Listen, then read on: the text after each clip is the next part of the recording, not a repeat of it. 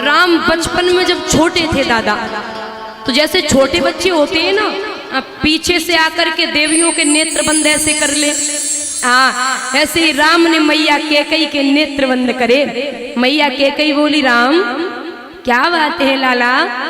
बोले मैया मैं आज तुझसे कुछ मांगूंगा। बोले क्या मांगोगे? बोले ऐसे नहीं बोलूंगा, तू मेरी सौगंध खा। कैकई बोली, राम अगर मेरे प्राण भी मांगेंगे तो मैं वो भी दे दूंगी, आपकी सौगंध है मांगिए। माँ बड़ा हो जाऊं, 14 वर्ष के लिए हमें वनवास भेज देना।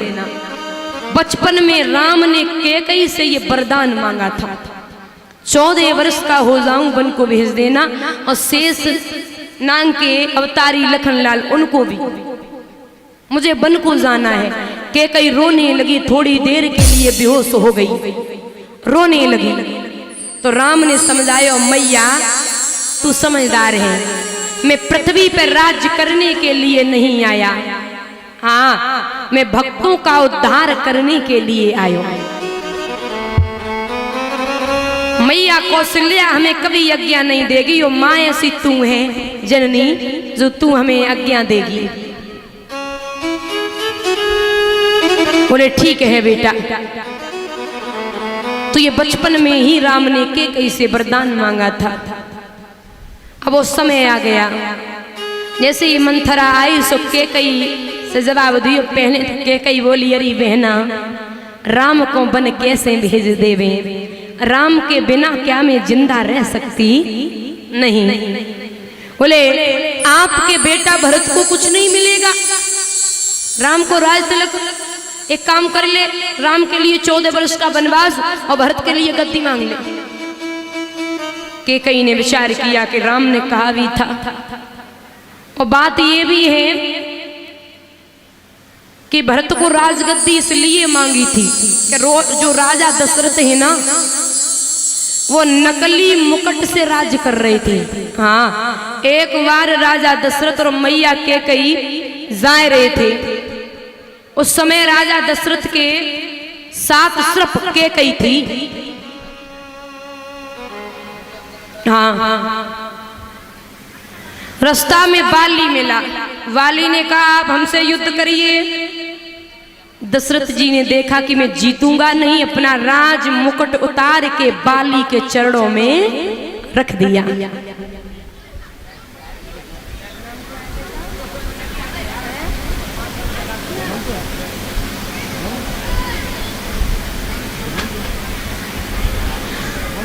बाली के चरणों में राज मुकुट रख दिया दादा।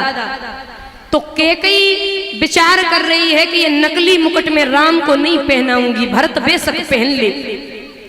राम से कहा जाइए बाली को मार के आना है, असली राज मुकुट लेके आना है, तब तुम अयोध्या के राजा बनना।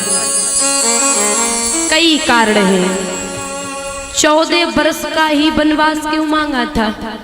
15 का मांग लेती, 13 का मांग लेती, 14 का ही क्यों मांगा?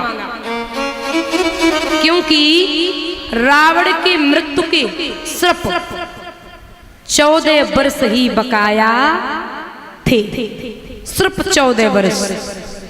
शेष नाग के अवतारी लखन साथ जाना चाहिए। क्यों? लक्ष्मण अगर राम के साथ बन नहीं जाते तो मेघनाथ को कोई मारने वाला नहीं था।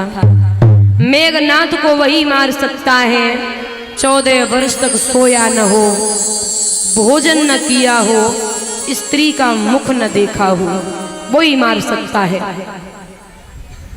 शेष नाग के अवतारी लखनलाल भी साथ जाना चाहिए।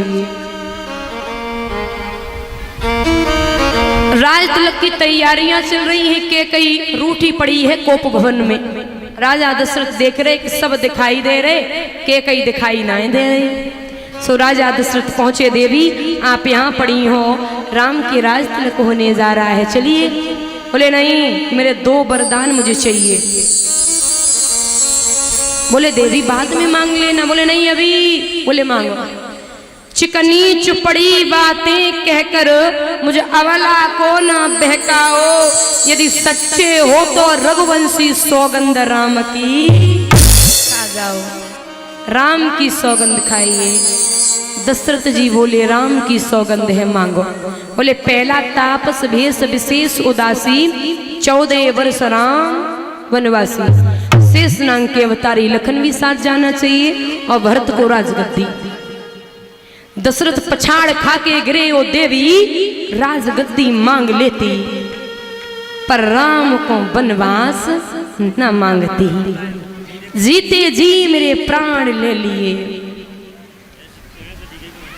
जीते जी मेरे प्राण ले लिए। के कई तूने लूट लिया दशरथ के खजाने को, तू तरस जाएगी रानी मांग अपनी सजाने को।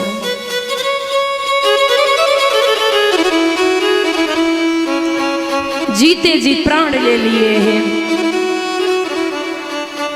के कई बोली कुछ ज्यादा मांग लिया, 2 वरदान तो मांगे हैं। इसमें के कई का दोष नहीं है। दशरथ ने बाण मारा था श्रवण कुमार को, उनके माता पिता अंधी और अंधा, उनका श्राप लगा है कि मैं पुत्र के वियोग में प्राण तज रहा हूं, ऐसे आप भी पुत्र के वियोग में प्राण तजोगे। दोष नहीं है।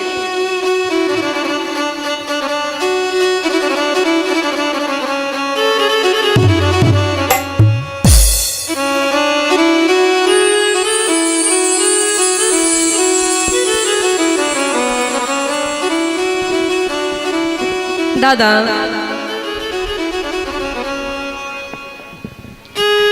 सुखदेव बाबा वर्णन कर रहे हैं राजन परिचित।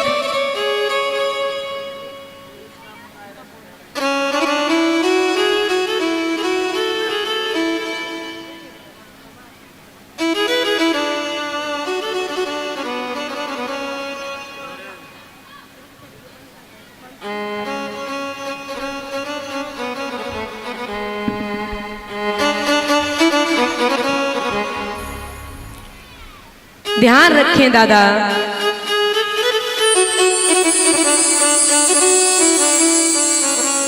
पता है ना दशरथ ने जवाब दियो के कई सब कुछ लूट लिया। के कई का दोष नहीं है, दशरथ को श्राप लगा था। और पता है ना जब वापिस भरत जी आए थे तो एक बात कही थी माँ के कैसे कि तू जननी जननी भई और तैसी तेरी मात, बाने तो पत्थर की ओर तूने दीनो मार। पता ये कहावत कहाँ की है कि जो केकई है ना उनके पिता हैं वो पक्षियों की भाषा जानते थे। हाँ पक्षियों की। और उन्हें ये वरदान लगा था कि जिस दिन आपने किसी और को बता दी उसी दिन आप पत्थर के हो जाओगे। देखो वृक्ष के नीचे केकई के पिता और केकई की माँ बैठी। हाँ केकई के पिता केकई की माँ बैठी तो केकई के पिता पक्षियों की भाषा सुन के हंसने लगे। केकई की माँ बोली क्यों हंसे? बोले ये पक्षी आपस में बात कर रहे। बोले हमें बताइए। बोले अगर बता दिया ना तो मैं पत्थर का हो जाऊंगा। बोले बेशक हो जाओ, बेशक पत्थर के हो जाओ, पर हमें बताओ। देवियां हैं ये हट कर जाए ना, किसी की सुनती नहीं है, मानती नहीं है। बोले पत्थर का हो जाऊं। बोले हो जाइए। तो जैसे ही पक्षियों की भाषा बताई तुरंत ही पत्थर के दादा हो गए। तो जवाब दियो है कि तू जननी जननी भई और तैसी तेरी मात, बाने तो पत्थर की ओर तूने दीनो मार। जबकि मैया इतनी हटीली होवे तो कि बिटिया कितनी हटीली होवे। चले हैं प्रभु राम लक्ष्मण। मैया सीता ने मैया कौशल्या से आज्ञा मांगी है। हाँ आज्ञा ली है। देवियों घर में अगर बूढ़े सास ससुर है ना, आप घर से बाहर कहीं भी जाइए, उनसे पूछ के ही जाइए। कई कई माताएं ऐसे शब्द बोलती हैं बूढ़ी माताओं से जो सुने नहीं जाते। देवियों, घर में अगर बूढ़ी सास है और ससुर है, आप कहीं भी जाइए उनकी आज्ञा से ही जाइए। कछु कछु ऐसी देवियां होती हैं, बेग टांगो, बेग निकल पड़ी, पर्स टांग लिया, निकल पड़ी मार्केट में शॉपिंग करने के लिए। पड़ोस में आई, मैया तेरी बहू कहाँ गई? मैया बेचारी जानती है ना, मैया न जाने का बहू कहाँ गई। ऐसी ऐसी बहू है, बहू कहवे में शर्म आवे। ऐसी ऐसी देवियां, भगवान कल्याण करे इनको। हाँ, ऐसी ऐसी देवियां घर में बूढ़े सास ससुर हैं, वो जानते ही नहीं है कि मेरी बहू कहाँ गई।